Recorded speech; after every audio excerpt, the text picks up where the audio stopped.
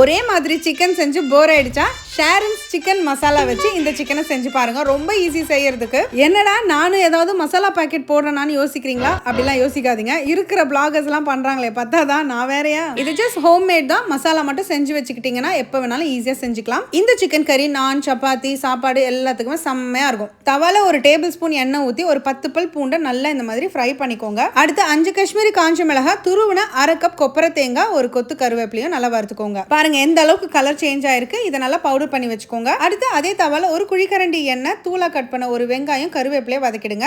அடுத்து இஞ்சி பூண்டு பச்சை மிளகாய், சின்ன வெங்காயம், கொஞ்சம் கருவேப்பிலையை அரைச்சு 2 டீஸ்பூன் சேர்த்துக்கிட்டேன். அது வதங்கினதும் ஒரே ஒரு தக்காளியை சேர்த்து அதையும் நல்லா வதக்கிக்கோங்க. இதுல நான் கிளீன் பண்ணி வச்சிருக்கிற 1/2 கிலோ சிக்கன், 1 டீஸ்பூன் கல்லுப்பு சேர்த்து நல்லா பெரட்டிட்டு அந்த மசாலாவோட வாசனை இறங்குறதுக்காக மூடி போட்டு ஒரு 5 நிமிஷத்துக்கு வேக வச்சுக்கோங்க.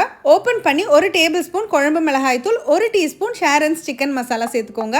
இவ்வளோ தடவை நான் சொல்றதே கமெண்ட்ஸ்ல எல்லாரும் கேட்கணுன்றதுக்காக தான். தயவு செஞ்சு கேட்டுருங்க.